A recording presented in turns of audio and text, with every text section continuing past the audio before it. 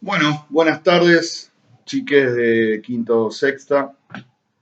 Soy yo de vuelta, profe Pablo, un poco para dar cuenta de nuestra clase virtual a través de este video eh, y para estar en contacto con ustedes. Ustedes han visto que yo he publicado en Edmodo una nueva actividad, ¿sí? Se llama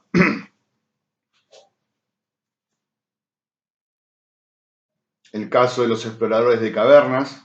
Como ven, es un librito, si bien es un libro, es un librito chiquito. Eh, Tampoco la letra es muy chiquita, que digamos. O sea, puede parecer una actividad compleja, pero, a ver, yo antes de publicarlo y de poner las consignas, lo leí entero de vuelta, me llevó algo así como hora y pico. O sea, no tardás más en leerlo de lo que se ve una película. Y en realidad el libro en sí es como una película para quienes gustamos del derecho. Es muy interesante, ¿no? Lo que se plantea y un poco la idea de esta clase es hablar sobre los hechos del caso de los exploradores de caverna. Eh, a ver, es un libro que a mí me dieron para leer el primer año que cursé la carrera de Derecho, hace ya muchos años atrás, en una materia que se llama Teoría del Derecho.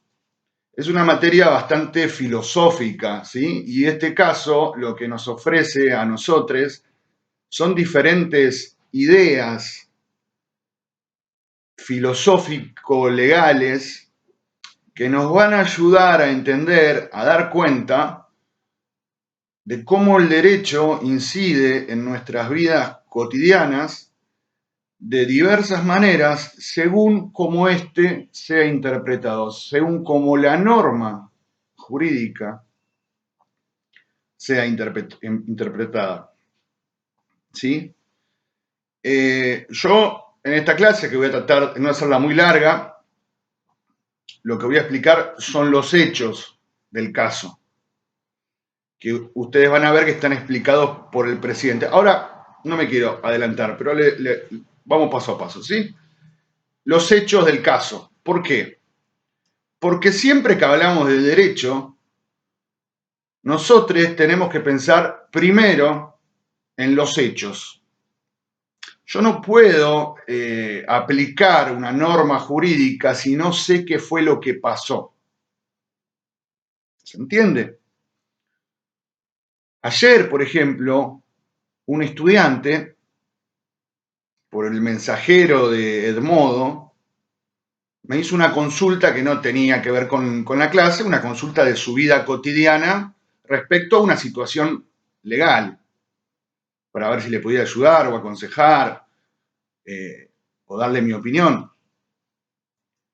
En su relato no me quedaba claro lo que me estaba contando. Entonces mi respuesta fue que tratara de contármelo de vuelta para poder entender los hechos. Porque si yo no entiendo los hechos, no puedo decir, no puedo saber a qué norma tengo que ir a aplicar. ¿Se entiende cuál es el punto? Bien. Antes de empezar con los hechos del caso de los exploradores de cavernas, lo que tenemos que tener en claro es que en la mayoría de los países, y por supuesto en Argentina, nosotros tenemos diferentes instancias legales. ¿Sí? Diferentes instancias legales. ¿Qué quiere decir instancias? Diferentes juzgados o tribunales. Vamos a tener lo que se llama el juez natural de cualquier causa, que es la primera instancia. O sea, el juez que me corresponde a mí por mi domicilio, ese es el juez natural. Ese juez va a juzgar mi causa y va a dictar sentencia. Esa sentencia no es sentencia definitiva, porque toda persona, por las características del debido proceso constitucional, tiene derecho a una apelación. ¿Sí? La apelación va a ir a otro tribunal, y se llama tribunal porque viene de tri, ¿sí? Que son tres por lo general. Son tres jueces, es la Cámara, el tribunal, que va a revisar la sentencia del juez y la va a ratificar o la va a modificar. ¿Sí? Y aún así no se termina ahí, porque de acuerdo a la naturaleza del caso, puede terminar siendo sometido a la revisión de una Corte Suprema. ¿Sí? La Corte Suprema es la autoridad máxima del Poder Judicial. En nuestro país está constituida por 7 personas. Siempre es impar el número de los miembros de las cámaras y las cortes. ¿Por qué? Porque si no hay empate en la decisión. ¿Se entiende? Entonces, la Corte Suprema va a dar, sí, una sentencia definitiva. Y la única manera de ir contra una decisión de la Corte Suprema es apelando a tribunales internacionales. ¿Sí? No queda ya instancia en el país más allá de la Corte Suprema, porque no hay nadie superior a la Corte Suprema. ¿Hasta ahí me siguen? Bien. Si les queda alguna duda, después de ver el video, respecto a esto, me la comentan en el modo. ¿Sí? Por favor, les pido. Bien. Vamos a contextualizar el caso. El caso de los exploradores de cavernas. Como dije, los hechos de este caso están relatados en la participación, ¿no?, del presidente. A ver, vamos por partes, si no, no van a entender nada. Los exploradores de cavernas fueron juzgados en...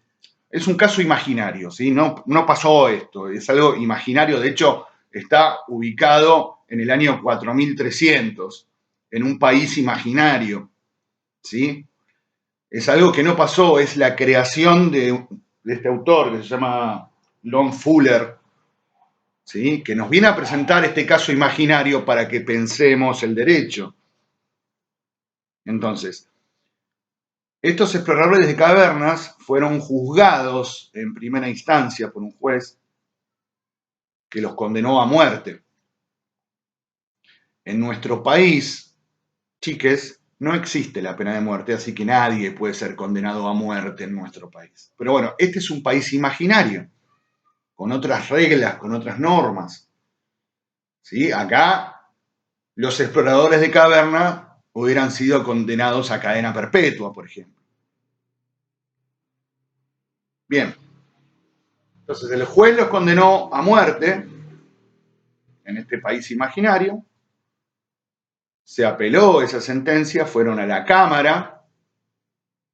La Cámara ratificó, que ratificar quiere decir confirmar la sentencia del juez de primera instancia, y la única opción que les quedaba a los exploradores de caverna era ir a la Corte Suprema de ese país.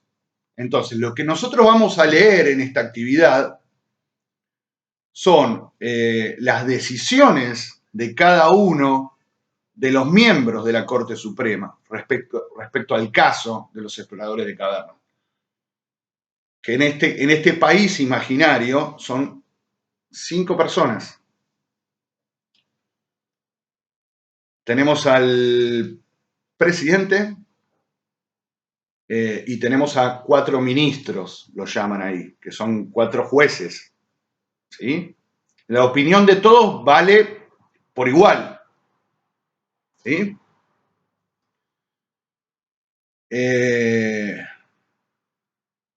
Entonces, llegamos al caso con esta situación. O sea, el libro, el relato empieza con esta situación. Ya habían sido juzgados en primera instancia, apelaron, le confirmaron la condena y los tipos llegan a la Corte Suprema y plantean el caso. Entonces, ¿qué hace el presidente? El presidente presenta el caso. Por eso lo que yo estoy diciendo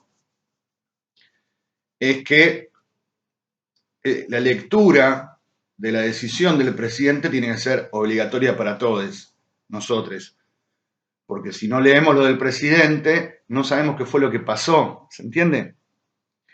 Después vamos a organizar nuestra actividad de la siguiente manera. Yo por eso lo puse todo en Edmodo. Se van a hacer grupos de 2 personas que van a leer cada una de las decisiones de los ministros, ¿sí? Que son todas distintas entre sí. Cada ministro tiene una opinión distinta. Pero lo que yo quiero hacer, si podemos antes del fin de semana, es organizar esos grupos de 2 personas, de 2 estudiantes, estoy hablando, para poder asignarles qué ministro tienen que leer. No quiero que lean todo el libro. Quien lo quiere leer, que lo lea. Sería lo más saludable, pero sé que tienen un montón de actividades de otras materias, que otros profes están un poco más pesados con las tareas que le dan y demás. Entonces, yo lo que quiero es trabajemos de manera conjunta, colectiva en el grupo y que un grupo de 2 personas lea un ministro y después hará su explicación, ya veremos cómo, así todos nos enteramos lo que dice ese ministro. ¿Sí? Y hacemos un análisis y opinamos y demás. Este caso ofrece muchas alternativas de análisis. Es algo muy complejo, puede ser muy, muy sencillo o muy complejo. Nosotros vamos a dedicarnos a un contenido lo más sencillo posible. ¿Sí? Mi intención es que ustedes más o menos tengan una idea de cuáles son las diferentes maneras de interpretar el derecho. Y por qué interpretándolo de diferentes maneras llegamos a diferentes conclusiones y decisiones. Y podemos estar definiendo de una manera u otra sobre la vida de una persona, sobre la vida de una persona, como en este caso. ¿Hasta ahí estamos? Entonces les pido que se organicen, me escriban en Edmodo, por favor, y me pongan quiénes son las 2 personas que van a trabajar y yo les voy a decir qué ministro van a leer. Y si no se ponen de acuerdo, chiques, para el viernes voy a tener que entrar en Edmodo y decir, bueno, tal estudiante va a trabajar con tal estudiante y ya. Pero lo ideal sería que se organicen ustedes. Bien, vayamos a los hechos del caso de los exploradores de cavernas. ¿Cómo los exploradores de cavernas fueron condenados a muerte? ¿Qué hicieron? Pero qué demonios. Bien. Recordemos, esto es imaginario, es un caso imaginario. Año 4300, ¿sí? Hay 5 personas que les gusta explorar cavernas. Entonces deciden ir a una caverna en un lugar muy recóndito y se meten en ella para explorarla. Como pasatiempo, como deporte, como, qué sé yo. 5 son. Uno de ellos se llama Roger Wetmore. ¿Sí? Entonces, ¿qué sucede? Entran a la caverna y al rato se produce una avalancha que cierra el acceso, el único acceso conocido de la caverna, con rocas muy pesadas, muy grandes. Entonces se quedan encerrados, los 4. Los 5, perdón. Sabemos solamente el nombre de Roger Wetmore, ya vamos a ver por qué solamente se conoce el nombre de Roger Wetmore.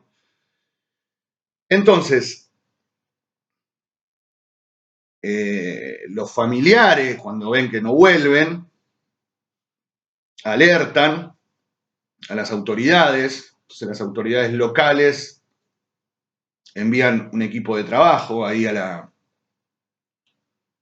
entrada de la caverna para rescatarlos. Pero ¿qué sucedía?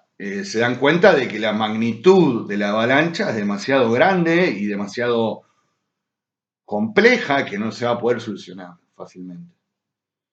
Entonces, bueno, se monta toda una operación impresionante, ¿sí? Para poder rescatar a estas 5 personas que están ahí adentro.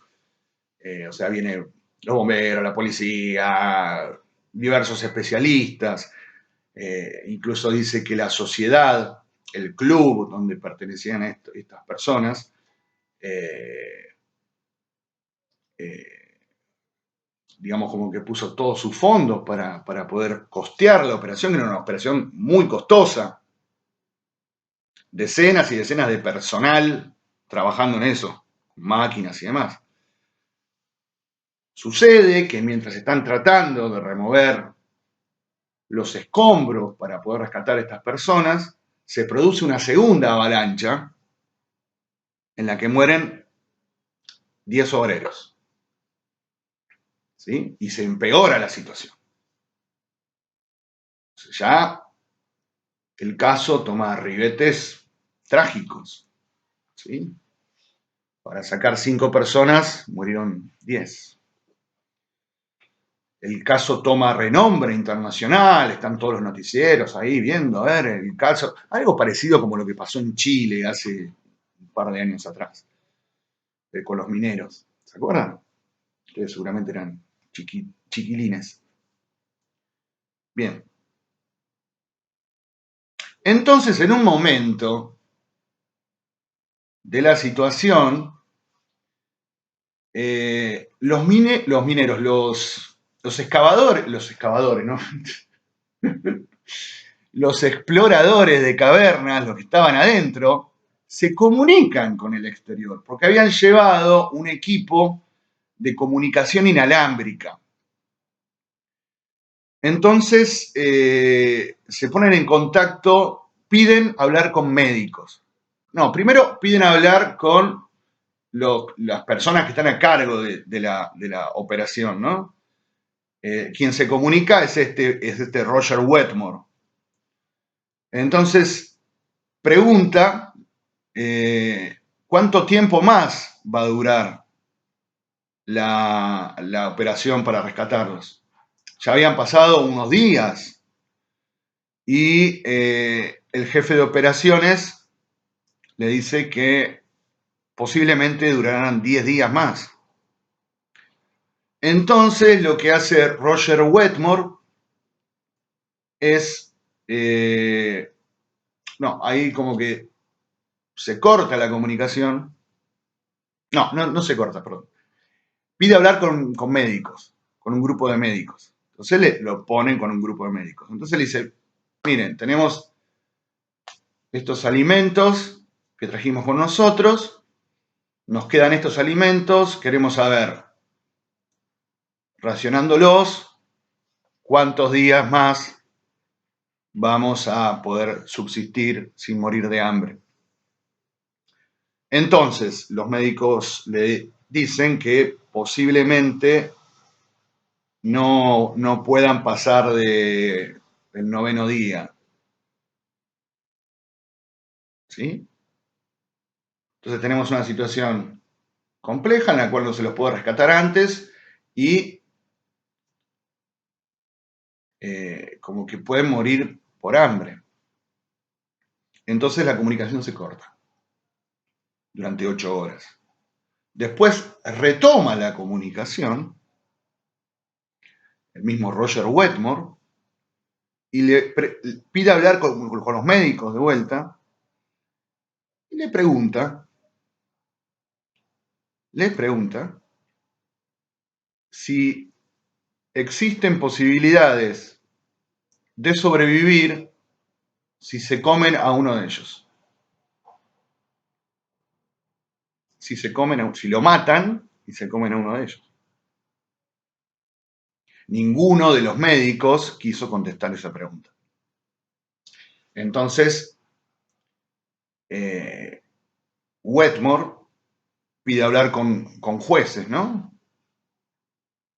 Y le pregunta si existirá algún tipo de consecuencia respecto a esa conducta de ellos cuando sean rescatados. Y ninguno de los jueces quiso responder. Entonces, Wetmore, ya casi desesperado, pide hablar con sacerdotes, con filósofos, para preguntar si esa conducta que ellos iban a tener iba en contra de la ética o iba en contra de Dios. O sea, pensemos, matar a uno para salvar a 4. Pero también es matar a una persona. Y ninguno tampoco quiso responder. Entonces eran 5 personas dentro de una caverna, encerrados, tratando de no morir de hambre. Entonces, lo que anuncia Wetmore es que ellos estuvieron debatiendo el tema y que dadas las condiciones en las que se encontraban, y visto que existía el claro peligro de morir de hambre, ellos habían hecho un pacto por el cual iban a tirar unos dados que tenían ahí de casualidad, y quien sacara el número más bajo, bueno, iba a ser el que eventualmente lo matara. Nadie les dijo nada. Las comunicaciones se cortaron definitivamente hasta que los rescataron al final. Cuando los rescatan, encuentran que uno de ellos había muerto, había sido asesinado por sus compañeros para poder sobrevivir. O sea, y los rescataron como al mes, digamos. Que me estoy olvidando. Bueno, se supo posteriormente que cuando quisieron hacer el sorteo, este Roger Wetmore, que era quien había tenido la idea de este procedimiento, ¿no? De este contrato entre partes, dijo que se arrepentía y que no quería participar de eso. Y sin embargo, lo obligaron a tirar los dados y tuvo la desgracia de ser el que sacó el número más bajo y eventualmente fue quien fue asesinado por sus compañeros.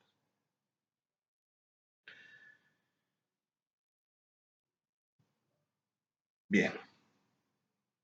Esa es la relación de hechos del caso de los exploradores de caverna. Bueno, después lo rescatan, lo llevan a un hospital para ponerlos por un proceso de nutrición porque estaban desnutridos, un proceso psicológico, qué sé yo, y bueno, después llegan al juicio, porque el Estado les tiene que hacer un juicio. Porque hay una persona que está muerta. Y no estaba muerta porque se murió. Lo malo, era evidente que lo habían matado, pues aparte se lo habían comido. Entonces, hasta acá llegamos con la redacción de hechos. Está todo bastante claro, el planteo del caso. Entonces vamos a encontrar con que los ministros de la Corte junto al presidente, el presidente es el que tiene la opinión más simple, digamos, porque es el que cuenta los hechos y después dice, bueno, yo opino esto y ya. Pero los otros ministros es interesante porque cada cual tiene una postura frente al derecho distinta. Entonces, algunos van a decir que son asesinos, otros van a decir que estaban en un estado por fuera de la sociedad, otros van a apelar, por ejemplo, al pacto entre personas, otros van a hacer referencia a que si ya murieron 10 personas, por ejemplo, ¿para qué vamos a matar otras 4?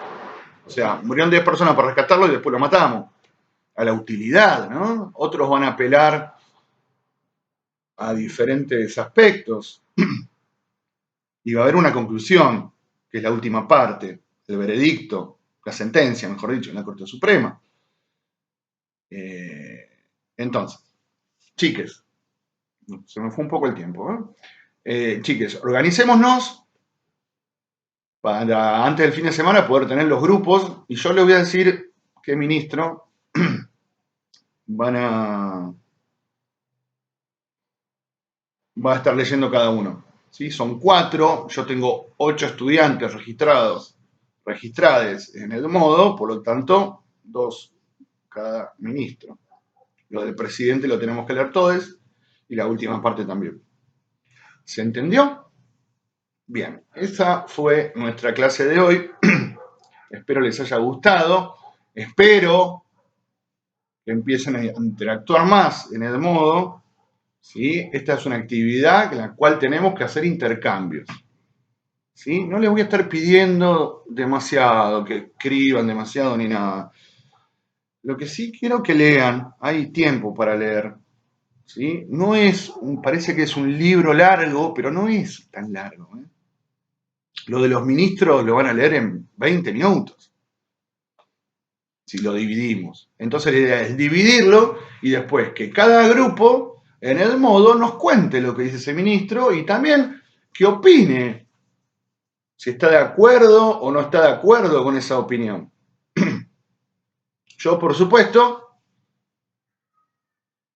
tengo una opinión formada sobre el caso de los exploradores de Cadama, que ya la plantearé cuando ustedes empiecen a desarrollar sus opiniones. A mí lo que me interesa es que ustedes aprendan también a desarrollar esas opiniones.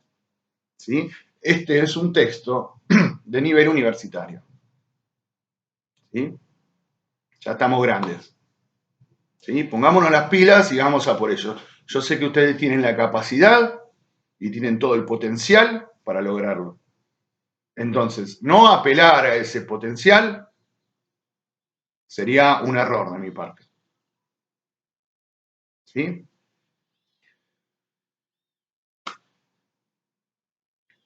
Sí, que son tiempos difíciles, el aislamiento cada vez nos pone un poquito, cada día más loques, pero tratemos de sobrellevar esto. No, chicos, chiques, no se pongan ansiosos, no se pongan nerviosos, ¿sí? Con el tema de los trabajos, háganlos, y no lo digo por mi materia nada más, sino por la de todos los profesores, ¿sí? No, que no entren en pánico. Nadie les va a reprobar nada. Y si tienen algún problema, van y hablan con Iris, con la directora.